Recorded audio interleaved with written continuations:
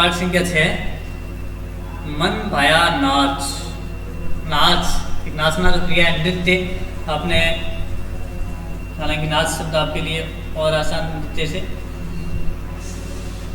देखा होगा, जैसे इंग्लिश में आप कहते हैं डांस। मन भाया नाच, मन को अच्छा लगा। भाया का मतलब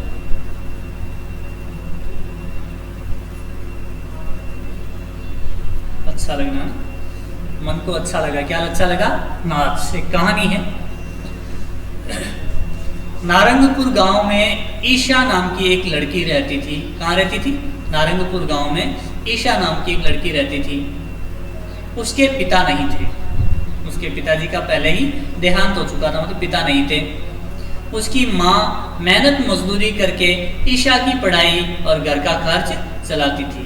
अब पिताजी नहीं थे तो घर का कामकाज कौन देखता? माँ। उसकी माँ मेहनत मजदूरी करके ईशा की पढ़ाई और घर का खर्च चलाती थी। एक दिन गांव में नृत्य प्रतियोगिता का आयोजन किया गया। जैसा कि हमारे विद्यालय में भी आपने देखा होगा, कई बार ऐसी प्रतियोगिताएं होती हैं, और अब की बार तो ऑनलाइन प्रतियोगिताएं भी हुई थी ऐसी। तो नृत्य प्रतियोगिता, एक दिन गांव में नृत्य प्रतियोगिता का आयोजन, नृत्य का मतलब होता है नाच, नाचने की प्रतियोगिता का आयोजन किया गया। आयोजन प्रबंध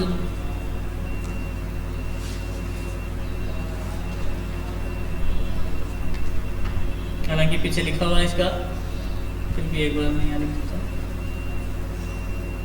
किया गया।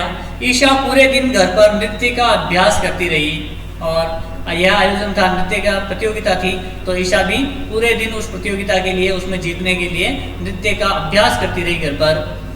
ईशा चाहती थी कि वह नृत्य प्रतियोगिता जीतकर इनाम प्राप्त कर ले।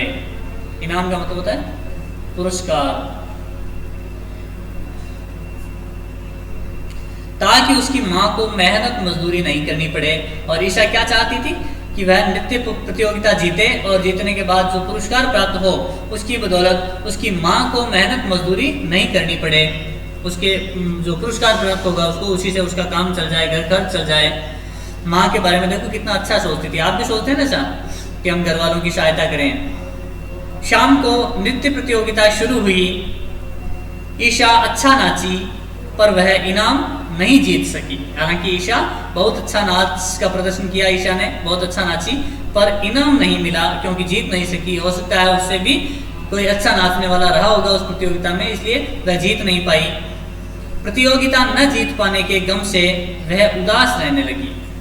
उदास, निराश, दुखी रहने लगी। नारंगपुर के राजा की बेटी सुचित्रा चल फिर नहीं सकती थी, और जिस नारंगपुर में ईशा रहती थी उसी नारंगपुर के राजा की बेटी, जिसका नाम था सुचित्रा, चल फिर नहीं सकती थी। उसके पैर काम नहीं करते थे। एक बार उसका मन नृत्य देखने का हुआ, तो वह चल फिर नहीं सकती थी सुचित्रा। उसका एक बार मन किया कि मैं भी नृत्य देखूं, नाच देखूं। उसने अपने मन की बात पिता को बताई। उस नारंगपुर के राजा, जो उस सुचित्रा के पिता थे, उनको बताई कि मुझे नाच देखना है। राजा शिव प्रताप सिंह ने, नारंगपुर के राजा कौन थे? शिव प्रताप सिंह। उन्होंने राज्य में घोषणा करवा दी। घोषणा का मतलब होता है ऐलान करना। ऐलान, घोषणा करवा दी कि आज से ठीक 15वें दिन राज दरबार में नृत्य प्रतियोगिता आयोजित की जाएगी। अब राजा ने क्या घोषणा करवाई? शिव प्रताप सिंह ने कि राज्य में ऐसी घोषणा करवाई, कहा कि आज से ठीक 14 दिन बाद 15वें दिन राज दरबार में वैसी ही एक नृत्य प्रतियोगिता, जैसी पहले हुई थी ना, वैसी एक नृत्य प्रतियोगिता आयोजित की जाएगी। नृत्य प्रतियोगिता जीतने वाले को ढेर सारा इनाम दिया जाएगा। और राजा ने एक प्रतियोगिता आयोजित करने की घोषणा की, और कहा कि जो भी नृत्य प्रतियोगिता जीतेगा उसको ढेर सारा, खूब सारा इनाम दिया, पुरस्कार दिया जाएगा। अब देखिए ईशा के लिए मजे बन गए। एक और प्रतियोगिता का मौका मिला, लेकिन उस मौके के बारे में हम आज नहीं पढ़ेंगे।